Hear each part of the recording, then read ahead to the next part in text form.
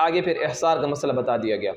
فَإِنْ أُحْصِرْتُمْ، پس اگر تم روک دیے گئے، احصار رکاوٹ کو کہتے ہیں، اور رکاوٹ اس سے کون سی مراد ہوگی؟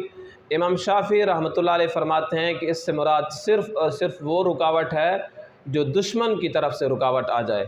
جیسے کہ رسول اللہ صلی اللہ علیہ وسلم نے 6 ہجری کو عمرے کا احرام باندھا، نبی علیہ السلام کے ساتھ صحابہ بھی تھے 1400 صحابہ، اور حدیبیہ کے مقام پر جس کو آج کل شمیسیہ کہتے ہیں، وہاں پہ کفار نے نبی کریم صلی اللہ علیہ وسلم اور صحابہ کرام کو روک دیا، تو پھر نبی کریم صلی اللہ علیہ وسلم نے وہاں پہ احرام اتار دیا تھا، نبی کریم صلی اللہ علیہ وسلم اور صحابہ کرام نے قربانی دے دی تھی۔ تو امام شافعی فرماتے ہیں دشمن کی طرف سے جو رکاوٹ آ جائے تو یہ احصار شمار ہوگی، اس کی وجہ سے انسان احرام کو اتار سکتا ہے اور قربانی دے گا، اس کے علاوہ نہیں۔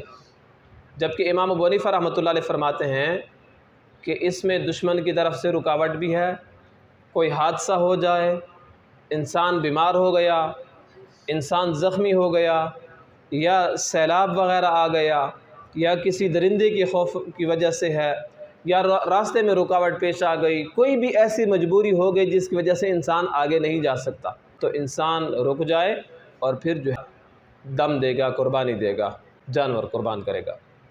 اور اس جانور قربان کرنے سے پہلے جو ہے حلق نہیں کرے گا، پہلے جانور قربان کرے گا قربانی، اس کے بعد سرگنجا کرے گا، اور اس کے بعد جو ہے احرام کھولے گا۔ یہ 3 چیزیں لازمی ہیں، ان کے اندر ترتیب لازم ہے۔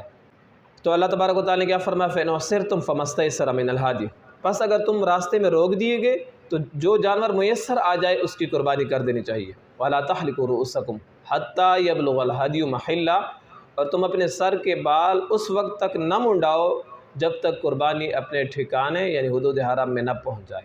یہاں پہ بھی یہ بات بتا دی گئی، پہلے قربانی، اس کے بعد سر کے بال منڈانے، اور اس کے بعد پھر احرام کھولنا ہے۔